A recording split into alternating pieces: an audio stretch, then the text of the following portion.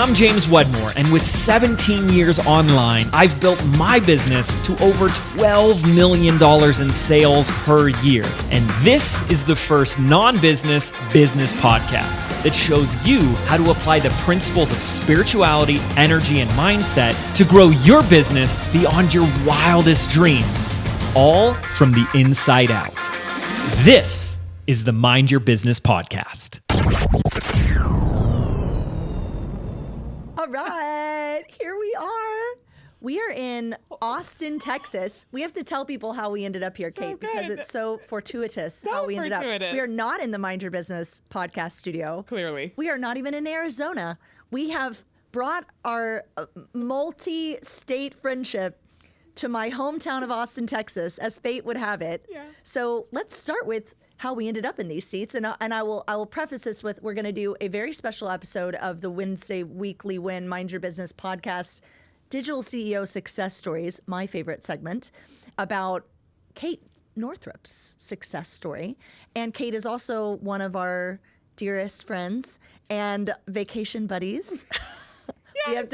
We have to steal a child to go on vacation with the Northrup clan, but we borrowed our nephew and we went to Harry Potter. Or we could just offload our children into a different kind of vacation. I'll take one. Either way. Yeah, actually, I have a really good story about one of your children that I shall get to later in the episode. I kind of want to touch on what it's like to be an entrepreneurial mom and be raising the kids with this entrepreneurial spirit, because to me that's part of your success story, is that you've created a very inspirational path for me, watching you as someone who doesn't have kids yet and is considering it, but like you and Mike are two of our role models of like, okay, that's how you do it, that's how you maintain your personal power, your identity, your self-expression, your clarity of who you are as an entrepreneur, but also the full embodiment of being a mother. This is how I see you. It's just like, thank you. Like fully embodied by like your living into your dharma and what you're here to create, while also being so present and fully committed to your kids and raising these incredibly mature and intelligent little humans. I love our. So we'll get into that. Great. But first, why don't we start with who you are, what you do? Oh, okay. Yeah. So who I am is I'm Kate Northrup. I am a 2-time author. I wrote a book called Money: A Love Story. It's one of the it's one of the originals actually in the like money healing space. Mm-hmm. I wrote it over a decade ago, and I wrote another book called Do Less, and I help people have a better relationship with their time and money, primarily with their money these days. And I have a neuroscience-based approach to help people heal their relationship with money. I love that. And you have a digital business. You have a digital products. Business. Digital products. We have our primary course is called Relaxed Money, combines nervous system healing and personal finance and wealth energetics and manifesting and investing. Love. All of them. Everything you need. And investing. There was a head swivel. And then, really that's like 80% of our business. So let's just talk about that. I love that. Yeah. That's amazing. I want to walk back to, and you're a mom. I mentioned that. I'm a mom. I have 2 little girls, 6 and 9. 6 and 9, 2 of my favorite ages. They're such great ages. They're such great kids too. They're so mature for their ages. Like, they're kids where you meet them and you just go like, you're just a grown up and you're back again for more, just an old soul in a little person body. 100%. Ruby came out and I was like, oh, hey there. Like, it was so like, oh yeah. Ruby, that was the story that popped in my head was we're in Harry Potter world and I've got all the kids, and if Ewan's mother is listening, earmuffs, chill while I reveal how much sugar we fed to your son while he was on vacation with his auntie and uncle. So one of James's rules with Ewan is if he wants a churro, he can buy a churro. And he had his own little wallet and wanted to purchase churros. So someone's on a ride. I've got Ewan. We're hunting for the churro stand. And I believe he bought 2. I thought he was buying one for Ruby and him. They were both for him. And so I turned to Ruby. I'm like, do you want one? She goes, no, my mom would not want me to have a churro. And I was like, okay, would you like some watermelon? Yes, I would like some fresh fruit. And I was like, that is the best. There was no like sneaking around. No. It was so funny. I remember one time Ewan had a churro and he said, don't let's not tell anyone how many churros I had. And I was like, well, you might want to wipe the evidence off your face there. He was covered in cinnamon sugar. Like, no one will know. I don't know. It's like the cat hiding under the couch with their tail sticking out. Yes, exactly. But I think that what I think stands out to me about being around your kids and then also watching you parent them, that's inspiring to me, is you parent them to make their own universe of decisions. Like, I watch you apply the principles of entrepreneurship with them, where you're like pressing them to be little entrepreneurs of their own experience, and like, okay, what do you want to do with that? Well, what are you going to do about that? You know, like Ruby was cold, and so it was like, okay, well, how are we going to fix that then? And she's like, I need pants, and you're like, I will produce you getting more pants then. Yeah. But it was like her making that decision. Well, you know, in our world, we are, I have a thought about this. Yes. Like, in our world, we are so, like, general society, and, you know, probably just American society, right? That's the only society I'm super familiar with. Our culture is really about outsourcing our decisions, outsourcing our power, pawning off, like, I have this problem, someone fix it. Yeah. Right? Like, give me a pill, give me an instant, like, somebody fix this for me, right? And it leads to so many issues that we have, addiction and like, just like complete lack of connection with our inner power. So with my girls, when they tell me things where they're complaining about them, I want them to know they are welcome to share their pain with me. And also, I want to let them know as early as possible, like, your locus of power is inside. So I'm here. I'm going to support. I'm going to provide. I'm going to whatever. But, like, what's the plan? So, yes, Ruby got wet in the Jurassic Park water something or other. Oh, yeah. It was there was some sort of water gun freaking shootout that we didn't witness with kids that were not in our group, where they just drenched all of the children in our group. And then Ruby came to me and she's freezing, and she was freezing cold, and she just kept telling Mama, I'm so cold, I'm so wet, I'm so cold. But she was like in such a spin that she wouldn't even let me do anything about it. And I was like, okay, like, how are we solving this? Yeah, what's the solution? The next available action. Available action step, 100%. And we were like, okay, now we're going to find small enough pants in Harry Potter world, which turned out to be hard. And then the only pants available were pajama pants. She didn't want those. And I was like, your option is wet pants or dry pants that you don't like. That's the moment that I loved. When she was like, I don't like these, they're scratchy. And you're like, do you like them better than wet pants? That's what it was. Then we have a bingo. And she said yes. And I was like, great, you can wear no pants, wet pants, or scratchy pants that are dry. Problem solved. And she went with scratchy dry pants. Yes. So good. I love that. And then with Penn, then the memory that I thought of, and I don't even know if I texted this to you. I hope I did. When we got home, I had the kids do the little exercise at breakfast where they wrote down what would make today the most magical day. And then I had all of them together, and we would like draw kind of out of the hat. We would sit down at lunch and we go, okay, let's lay them all out. How many have we done? How many do we have left to do? And they all had different suggestions, like get ice cream or go ride a roller coaster. And Penelope had written, ride a really scary roller coaster. And then in parentheses, everyone's name misspelled, except for Jen and except for Ewan, unless Ewan decides that he wants to go on the roller coaster. And I thought that was so perceptive of her, because we were at breakfast and I did not say directly to her, I'm not going on a roller coaster with you. She overheard me saying, I don't like going on roller coasters. And she made sure to make a little footnote that I was not to be included in it was still going to be a great day if she got to go on the roller coaster. And I thought that was really adult of her to do that. She is really conscientious of the external world.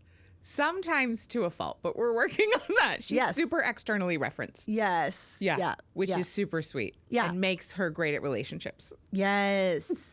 Well, I want to get into that, like how you've navigated or balanced the world of being a very successful entrepreneur and then also being a parent to young kids, and what that felt like, maybe even when you went from 1 to 2 kids and the different chapters of that. We'll get back to that.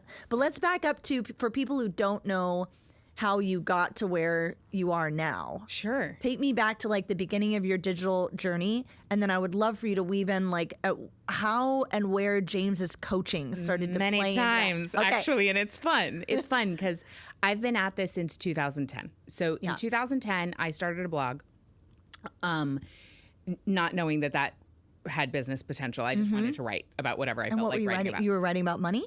Whatever. Oh, I would whatever. literally, Okay. here's how I started. I'd listen to you talk Here's about how I whatever. started my first email list. I knew that with a blog, I needed an email list. Yes. That, I don't know how, I just figured that out. So I was like, great, here's what I'm going to do. I sent an email to everybody I knew, literally everyone in my email contacts that I'd ever met. It was about 2,000 people. Okay.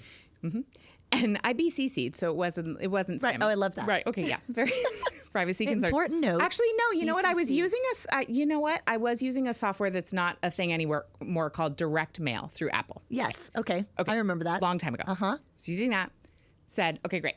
Here, I'm starting a blog. I'm going to write a little bit about personal development, spirituality, money consciousness, relationships, and wellness. Yeah. Do you want to sign up for my list? Yeah. And literally, that was my email. So compelling. 400 people signed up. Not bad out of 2,000. That's incredible. With zero specificity. Yeah. And then so I just started writing every week, whatever I felt like writing. And then I ended up becoming connected because I was reading Danielle Laporte's blog. So I was connected with her and like became an affiliate of something she was doing. And then right around that same time, I had met Marie Forleo in a yoga class. Yeah. And I'll never forget. As one does. As one does. And we were on our way to the beach and I was sitting in her car and I'll never forget the moment. She goes, so I was thinking about starting this online course for women to teach them marketing. What do you think? And I was like, Is this B school? I was Whoa. like, sounds great. I would take it. And so then I was an affiliate for B School the first year and then for 10 years after that. And anyway, so I learned, if I can get the people, I can be an affiliate and make money doing this. Yeah. I didn't have my own thing to sell. But so for the first 2 years, I just wrote about whatever I wanted to write about, grew my email list and sold other people's stuff. Yeah. And it was awesome. Yeah. So that's how I got started. Then in 2012, I was living in the Hamptons in my girlfriend's summer house in the off season. It was very drafty. Mike and I were so cold all the time. And How cold does it get in the Hamptons off season? it's just cold, and also it was a summer house, so it wasn't really properly insulated. Yeah. I mean, it's New York State, so cold. Cold and damp. Yeah, cold and damp. Yeah. So we were cold. And I had gotten my book deal for Money, a Love Story. And a lot of people in our email list were emailing in to be like, I want to learn the money work from Kate. And I was like, great, my book comes out in September 2013. So just hold tight. And Mike, God bless him, my husband, at the time, my boyfriend, was like, you could just teach a course based on the book now so that they don't have to wait. And I was like, oh, okay. Because Mike and I sort of met through the online marketing world. Okay. Sort of. So anyway, all that to say, in one weekend, we sort of slapped together a, spontaneous video sales letter of me all mic'd up in front of our fireplace. Yeah. We get it up. We get the whole thing. I don't know. He figured out all the back end stuff. I didn't really know what I was doing. Sent out an email, did our first little launch. We sold $20,000 worth of a $97 course. Wow. And I hadn't created it. So I didn't know the monetize before you make it just method. $97. $97. We made 20 grand. We were 27 and 28. I thought would be huge, I was going to die. I was like, oh my God, my laptop is an ATM. Wow. So we did the monetize before you make it, except I didn't know that's what I was doing. And then I taught the course, and that was the Money Love course. We ended up going on to sell over 5,000 of them, making over $1 million with that little puppy. That little $97 course. And so that had been in March 2012. James came to visit us that May. Wow. It was the first time I met James. And so that was because... Your mom? No, he was dating somebody who Mike was in James's course with. Oh, Oh, got it. Okay. Yes. So Mike ended up meeting this person through Video Traffic Academy. Yeah. Okay, Video Traffic Academy. And that person met James, and then James Wow. was at our house, Yes. at the Drafty Summer House. So he came Memorial Day weekend. We all spent the weekend together, and James like started teaching us about outsourcing. Yeah. And at the time he had this outsourcing course and whatever. And he's just like on his laptop teaching us all the things. So that was my first ever experience being coached by him. Yeah. And I was like, wow, this guy seems like he really knows what he's doing. Yeah. You know, 2012. Cut to us several years later. We all went to Costa Rica together. It was like 6 months later. Yeah. We all went to Costa Rica together. I was selling something called, at the time it was a wellness program called the Foxy Bod. Oh, I love the title. Amazing. So James on that trip, I'd buy the Foxy Bod. Right? So Yes. good, right? I should revive the Foxy Bod. Anyway, Where's the Foxy on Bod? that trip, James taught me not only how to surf, but also how to use Keynote graphics to make my own sales page, and he taught me how to do a webinar. So on brand. And in Costa Rica. in on Costa Rica. vacation. Yeah. There's no off switch. No. So by the end of that trip, I not only knew how to surf, I knew how to make Keynote graphics myself, and I knew how to lay out an entire webinar. So I used that to sell the Were you Foxy doing Bod. was he teaching you the format where you've got the text on the screen of what you're teaching in the slide deck? Yes. Yeah. That you know what's so funny is that people will comment on. I was just telling him, like, you know, you get comment trolls all the time from cold traffic, Yes. and people will comment something like, They're really special. what is this webinar format? Why there's no one on screen, or I'm just reading off a slide deck? And James will go like, they can complain about it all they want. That webinar converts like 40%. So, you know, we're not going to touch it. No, I was teaching it with my face and the slides. Oh, that's perfect. That's even better. Okay. But you can do either. Okay. But the most important component is there's this weird statistic that has emerged from tracking adult learning. Okay. And that's that adults retain information that they are both Reading and experiencing, hearing. reading, and hearing.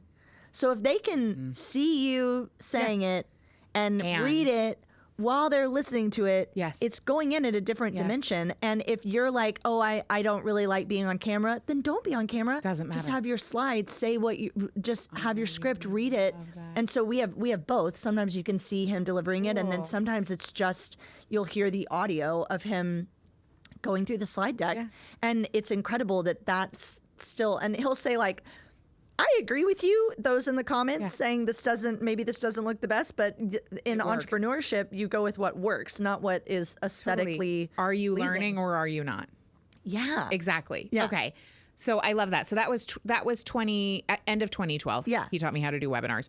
And then I don't know, then Mike and I like got married and had babies, and then we went off to outer space, and Mike got sick. There was like some lost years in there. We touched in with James a little bit, but it really wasn't until so honestly there were some lost years. Yeah.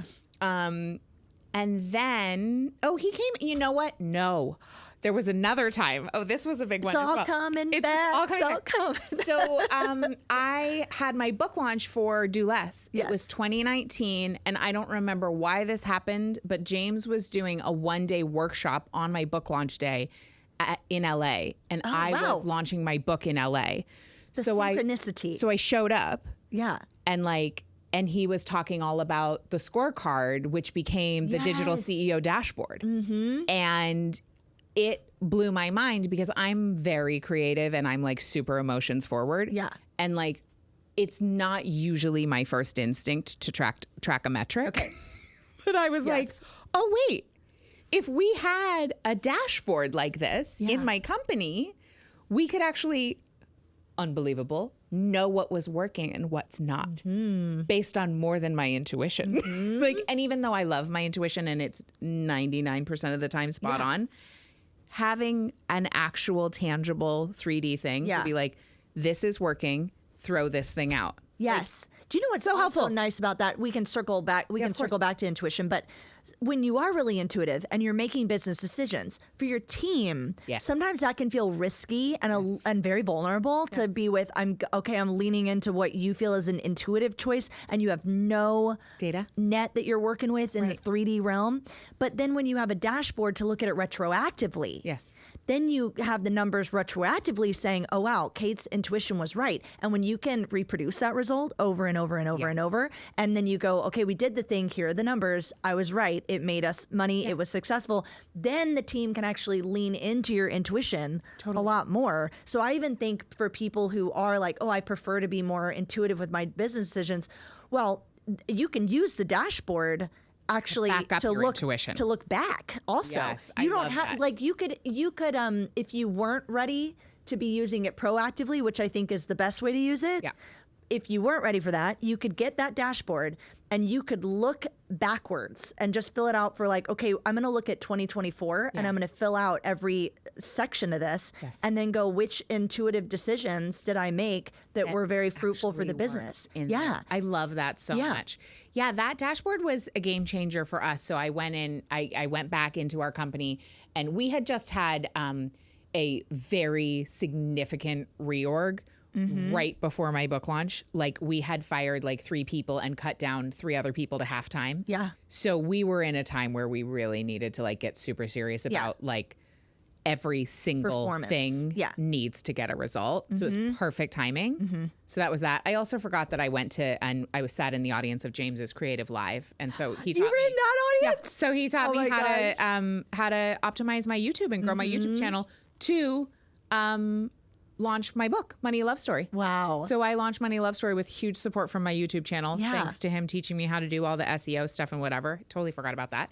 And then, so after 2019, that was the lost years. End of 2023, I don't know, I got a hit to voice memo James. And I said, hey, you want to be an affiliate for Relax Money? And he was like, yes, but on one condition. And I said, what? And he was like, you have to come visit me in Sedona. And I was like, okay, except that both of those things are... I don't know if I can hold up to these terms. Also, both of those Mr. things Wedmore. are for me. like, this is not a, like, quid pro quo. Like, this is like yes, I'll do something for you. I would also like to do another thing for you. Like, he's so generous. Secret, Kate, is that we have Airbnbs in Sedona so that we can lure our friends to come and visit us at any time. So we came to visit, and during that trip, James realized we had a launch coming up, and he was like, hey, would you let me like be your launch coach just for fun? Yeah. And I was like, yes, I would happily do that. And so James and I and Mike were doing calls throughout our last launch last year, and I can tell all the details of how much better it did, but it did wildly better because he was in our ear. And so that was, and then Harry Potter World. The highlight of the kickoff of this year and the celebration of our engagement. I know.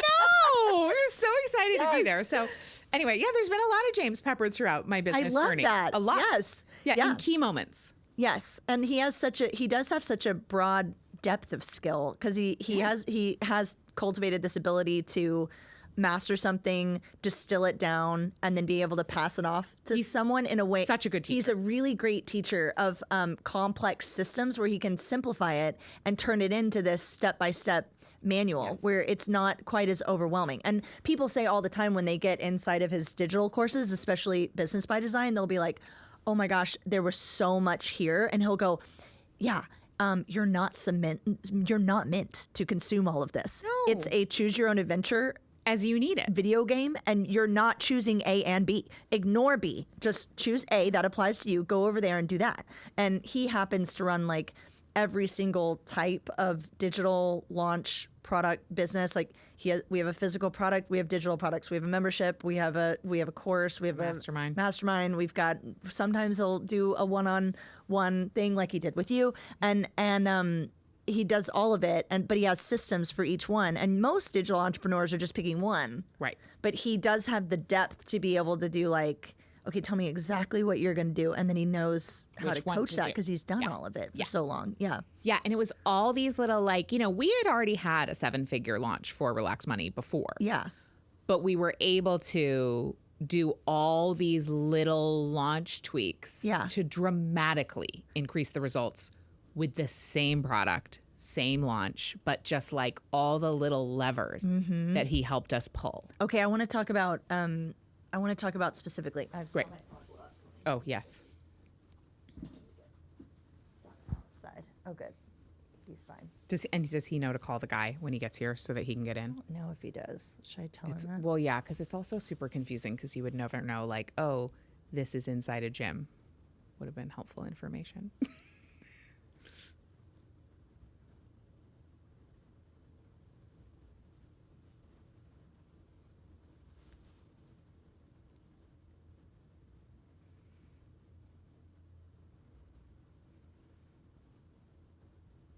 Okay.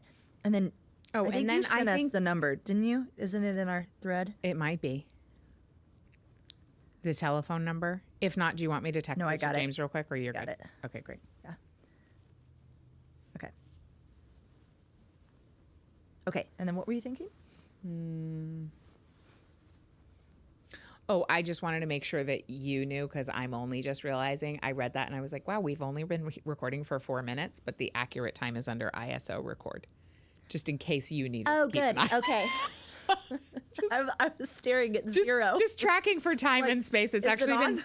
25 minutes. So Great. we can really say a lot of things. Okay. Good. You and I. Great. I love it. So, of course, you're I going to. told you, take your time. We're chatting.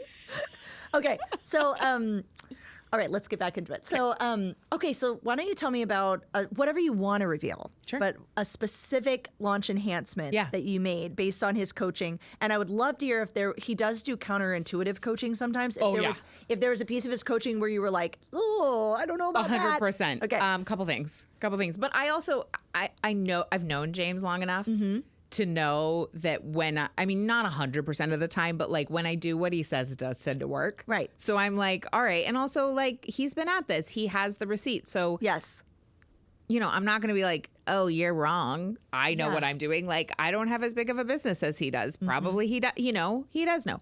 Again, always tempering through my own intuition. But I will say one thing he shared with us, and I don't want to get too much into the launch strategy because of course it is in BBD, but just the highlights was really shifting the way we did the pitch at the end of our 3-day workshop. Yeah. So rather than invite right away in the doors, we gave folks the weekend to really pause and rest. Man, do people resist that one. And consume the replays and do their homework and digest. And as someone who really stands for doing less to make more and really using feminine principles in business and really believing that relaxation is one of our power principles, like having this gorgeous 3-day experience that I just led people through and then just being like, awesome, let's digest this instead of going into a big bells and whistles pitch. Yes. Felt so deeply relaxing and like a huge relief to me. And what I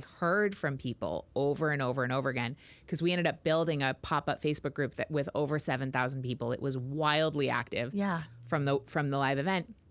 They were like, I am so delighted that at the end of all that free value you just offered, your call to action was digest and implement, not a hard sell. I just got chills. Just like it was so deeply aligned with how we do business. It felt great to everybody. Well, I wanna unpack that a little bit because I think you're the perfect person to articulate this for entrepreneurs out there because your expertise is around the abundance and the ease of money flowing to you. Yes. And here's what I've noticed about people resisting this. So for anyone listening, what Kate is referencing is what James calls a pivot and pull offer, where you're presenting the offer, you pitch it, and then you're going to pivot and pull the offer off the table. So instead of saying, here's the offer, doors are open now, hurry, run through the doors and make sure you get your spot. You just go like, doors open, you know what? It's Thursday. This is the offer. Doors open Monday. If you're interested, I'll see you Monday. And then you end your training on a Thursday and your doors do not open until that Monday morning. And I hear people all the time go, but what about my momentum? But doesn't that mean that I'm going to leave money on the table? Aren't people going to forget about me? I'm so nervous that if I don't say bye right now, I'm going to lose them. So I would love your perspective of one, like what you said about that's the feminine energy to be able to hold still and then hold space and let the people that are supposed to work with you be drawn to you, not in this, I have to drive action and go grab them and get them and drag them across the finish line. There's this magnetic waiting that's happening there. Yeah. And then also maybe what that means in terms of if you are activated by that, by that, what I mean is if you're activated by the thought of I'm going to pitch something and then not open the door, what might be coming up with your scarcity? So there's two things here. First of all, I teach something that I learned from my mother called egg wisdom. And egg wisdom is the principle of the feminine at work. And it is our biological blueprint, certainly as women, but actually as all humans, because every single human started in the form of an egg. Woo, just got chills. And so the way all of us were conceived is with egg wisdom. And the egg gets released at ovulation, and the egg comes out of the ovary and sits at the top of the fallopian tube and literally sits there and emits a magnetic hormonal signal that has the ability to not only tell the sperm where it is, so she is just sending out this signal that goes all the way down to the cervix and lets them know where she is. But not only that, that hormonal signal, it's an energetic hormonal signal, also has the ability to speed up the rate at which the sperm swims to her. Wow. Her magnetism, feminine magnetism, as embodied in metaphor by the egg, is how all of our bodies were formed. Wow. And so as soon as James told me about the pivot and pull, I want to say the pray and pull, which is pull and pray, which is like not what this is. But since I'm talking about egg wisdom, it feels all right. Might delete later. So as soon as he told me about that, I was like, that feels so relaxing in my body. And what I love birth metaphors, I love our physiology to provide for us the model of like the ultimate abundance and the ultimate creativity. And what we know is that in our bodies, when we are relaxed, we are actually far more fertile. Yeah. We actually can make something happen in a way we cannot when we're all tense and like, I got to do it now, otherwise I'm going to lose them. So scarcity, acting out of scarcity is repellent. Acting out of trust and abundance and like being able to tap into the truth that there is more than enough at all times for real. Like that's not just woo-woo speak. What we actually know is that there are enough resources on the planet for every single human being to live a good life. This is just the data. Yes. And so when we can tap into that truth, when we can look at nature and our bodies as the ultimate models of abundance, then it really just is like, if somebody wants this, they're going to be so magnetized because what I have is so good. And if it's a match for them, it's going to be a match on Thursday.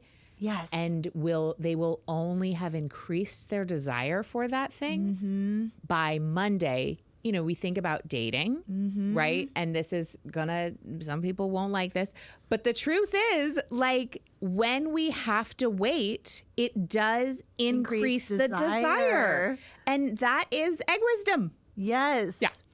I love so much of what you said, which I want to hang a lantern on some of it. One is that you may be one of the only entrepreneurs that I've heard James give that coaching to, and you said that just relaxed me. For usually they're like, what do you mean? What do you mean, John? Oh my God. But what do you mean? You're like watching your eyes dilate, And so I think that that's so neat how you framed that for yourself, that it's kind of like, oh, of course, because that's being in the magnetic powerful feminine. Yeah. And then the other thing that you said that really just clicked for me in my mind is I think as entrepreneurs, especially in our own businesses, when we're looking at the performance of a launch, we get looking at the number, and the number is like the dollar sign of the bottom line of how many sales, what's the profit, how much revenue. But that revenue always comes back to, for what we're selling, the relationship to a person, because you're selling coaching. Yeah. This is a digital product-based business where another human is saying, I want to work with you. I want you to help me solve my problem. Exactly. So I'm going to bring you into my world so that you can solve my world. That's what we're doing, is like that. I think that's what's so beautiful about the industry. But when you get hung up on, well, my launch didn't do well or my launch did well because it made this amount of money, what we're really talking about is how many people responded to the way that you presented your ability, capacity, and openness to help whatever it is that they need solved. So it makes so much sense that if you can get your body and your physiology and your emotions into a space of, I'll be right here. There's no there's no scarcity, there's no urgency to act in this moment. What there is for you to take everything I just gave you and be with that. Yeah. And then if you're ready for more, I'll be here for more in 3 days. Exactly. And also what it did for me as a presenter who had just taught to thousands of people for that amount of time, which was it was a big energetic output. It also, for me, because we do as entrepreneurs in the digital space turn right around, we get off the webinar and we're like, how many people bought? Mm-hmm. What it did for me is it allowed me to savor and put a pin in, or like put a bow on the workshop itself as its own entity, and as its own gift. Successful deliverable. Yeah. And I didn't get right off and start to judge how good that was based on immediate sales. Yes. And so for me, actually, it felt really, really good because I could just feel the deliciousness of like a job well done. Yeah. And serve. And then turn around and serve the people in the Facebook group. And I just like got in there and had the time of my life. Yeah. Coaching them and being with them. And I hadn't been super boots on the ground like that in years, honestly. I'd gotten a little like, this important thing, you know, and then I was like, what is more important than supporting my people? Yeah. And I just had so much fun. That's amazing. Yeah, it was great. Can you think of like one specific interaction where you were in your group of people during the open cart period that was different than how you showed up before in open cart? Well, I hadn't done open cart like with a Facebook group in years. Okay. So I had not been but did directly... you have like a webinar Facebook group, or you were just... Nope. No, okay. I hadn't been doing that. Yeah. Like, I hadn't been doing that strategy so there was no way to get a high touch point with you. Other than DMs in my Instagram. Yeah. Okay. So I would DM with people, but that's a one-on-one conversation versus when we're in that pop-up Facebook group, I'm having a one-on-one conversation, but everyone's which listening. Can then be seen by 9,000 people. Yes. So the leverage of that was so tremendous. And I had really been sleeping on that strategy because in my head I was like, oh, Facebook is passe. A lot of people feel this way. Wrong.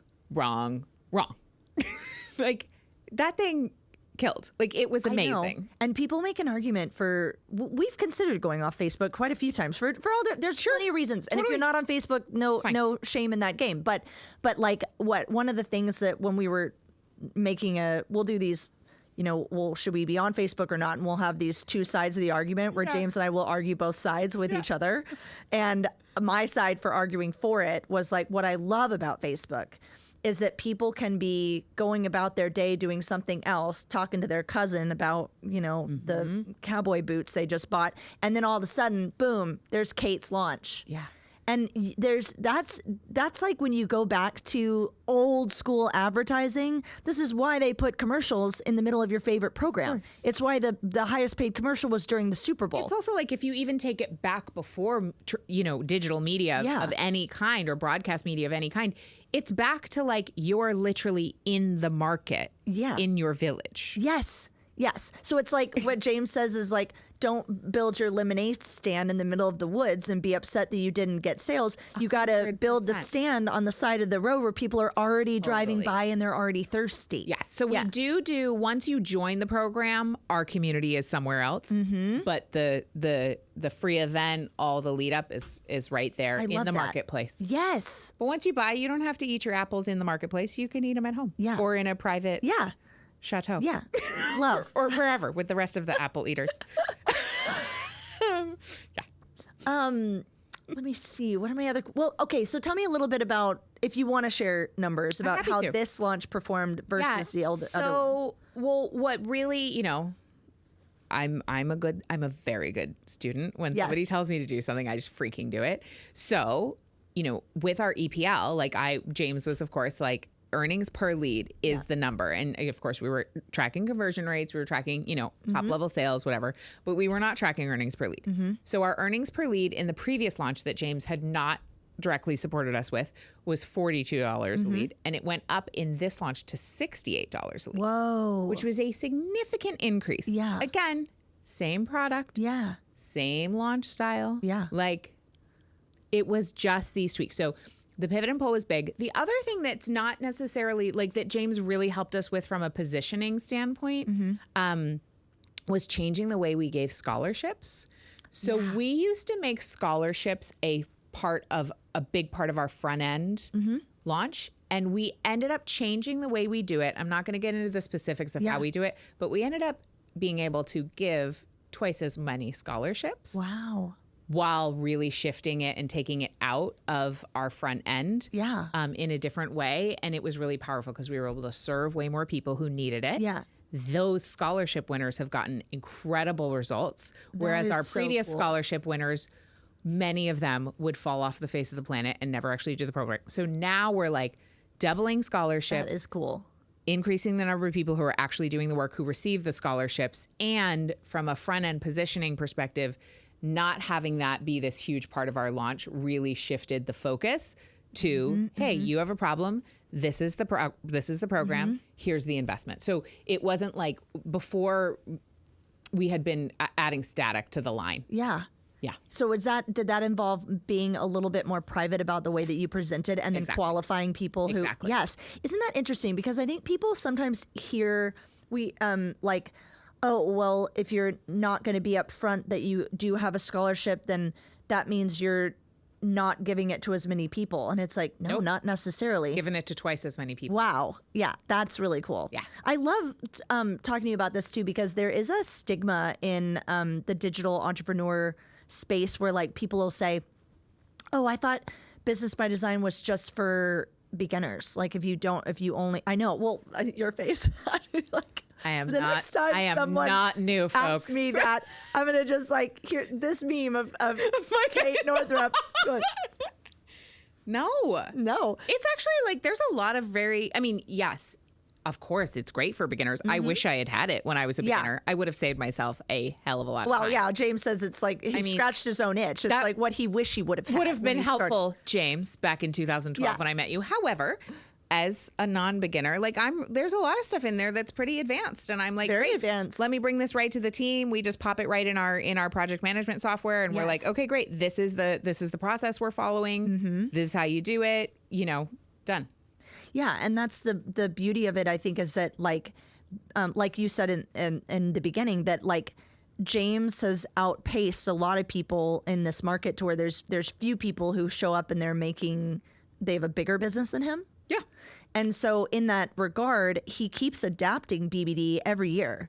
Every single year. There's nothing in there that our team is doing that isn't added to BBD. Just the other day, we did it was either our Black Friday campaign or something that I did when we were opening our registration for Next Level, because he and I are always innovating how we're pitching and offering things. And he was like, okay, great, done with that, write that up, make me a process, it goes in BBD.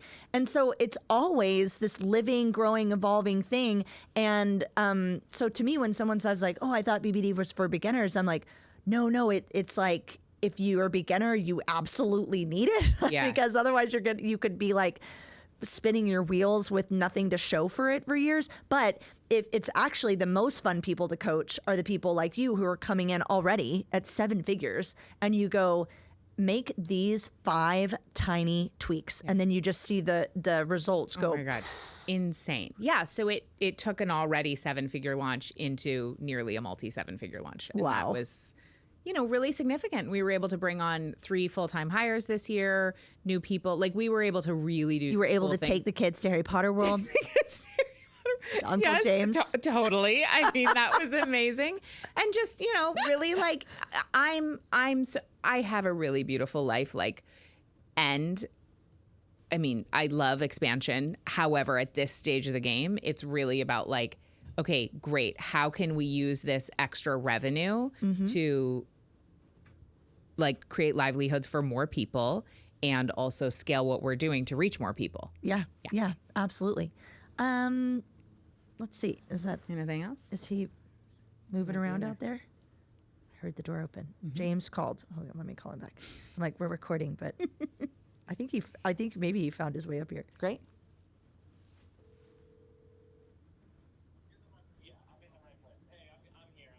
Oh, great. Okay. Perfect. We're like wrapping up. So come on in. You can pop on camera if you want. Okay. Okay. Yeah.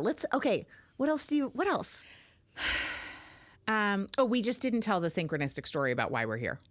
Yes. I don't know if we want to pop that back at the beginning. Yes, let's do that. Let's talk about how we ended up here in Austin, Texas. And I want to say this from the point of like, there's this theme that James and I, every year we talk about when we're going to open the doors to BBD, like what's present in the collective right now that we really want to share with people. And what's present to me is that part of this entrepreneurial journey, specifically if you're going to be a coach, is you are saying, what is my unique magic that I'm going to go deliver to the world? What's the thing that I've learned how to do that I know I could hold other people's hand in doing, where I could improve their quality of life, improve their experience of themselves or the way that they walk through the world, and I'm going to go and teach them to do that with my digital course.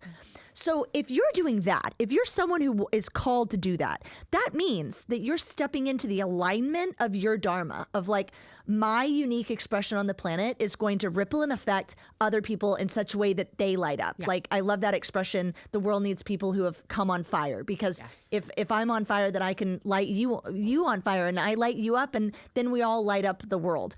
So in order to do that, you have to be syncing with yourself, aligning with yourself. And when you get into this sync with yourself, the universe starts to like rearrange things. I mean, the vortex for you. Is so real. Yes. So my affiliate concierge messaged me and said like, hey,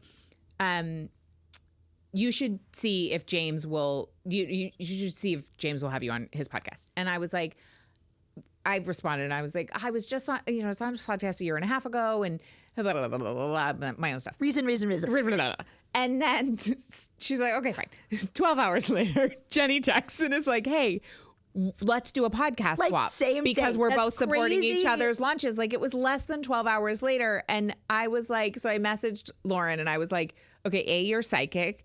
B, apparently this is happening. And then I just decided to throw out to you guys, because you were like, oh, we could come to Miami. You could come to Sedona. It's just like, I don't know. Life is a lot. We're moving. And then I was like, I don't know. What are the chances? Like, any chance you're going to be in Austin next week? And then they were like, actually, yes. For one day only. And I was also here at the exact same time with the same free hours. Yeah. And what I love about entrepreneurs is that it was like, oh, well, we're in Austin. And James was like, well, I don't have any of my recording equipment. I didn't bring anything. And Kate's like, I'll have a podcast studio in 30 minutes. Where's your hotel? And we text her the hotel and she's like, okay, I have a studio that's 9 minutes from the hotel. And I was like, I was driving here thinking, this is what I love about working with these incredible entrepreneurs is they like produce life. They're like, you need something done? You don't have a podcast mic? Not a problem. We can rent one. Oh, wait, you don't want to come to Miami? We can't come to Sedona? Hectic travel schedules. We're in the same city for 48 hours. We should record then. It's amazing. Yeah. And I think that came to me when I take these salt baths where I do my like in the launch. It's like part of my creative routine is every day at 6 o'clock, I go and get in my like launch salt bath, and I take my little cell phone in there and I just sit in my bath and meditate, and I write down all these ideas. Sometimes the entire bath. So adding this to my launch. Oh yeah. Sometimes the entire bath I'm like texting people and sending emails and I thought of something else.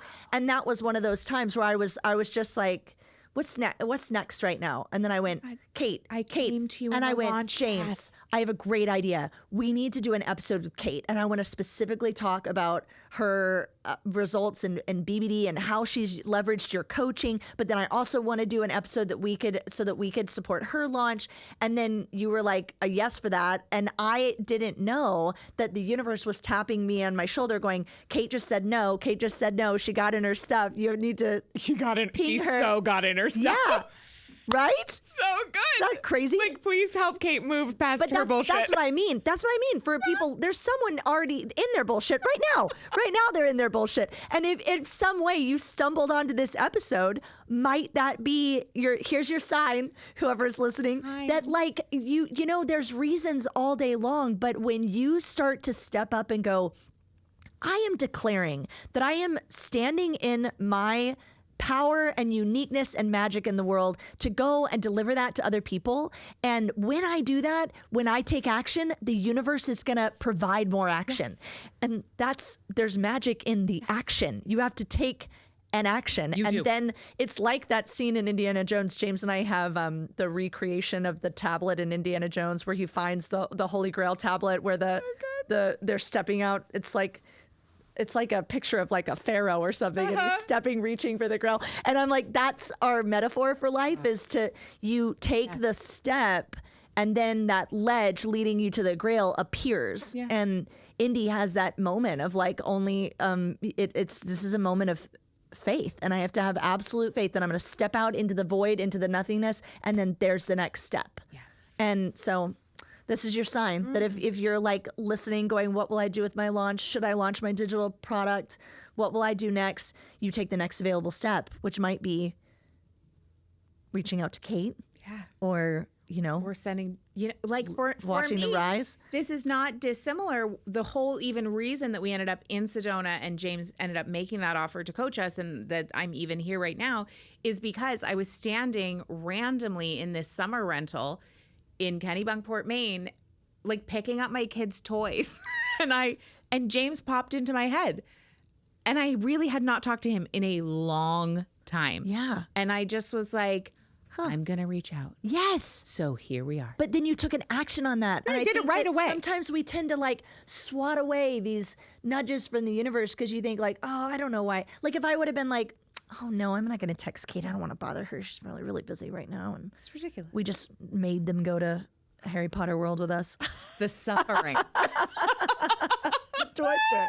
Best trip ever. Yes. Oh my gosh. I could talk to you forever. This has been the most fun recording with you. And I think we're going to bring in Mr. James Wedmore and then do some more. But that's what I have for everyone listening. So we'll see you next time with more digital CEO success stories.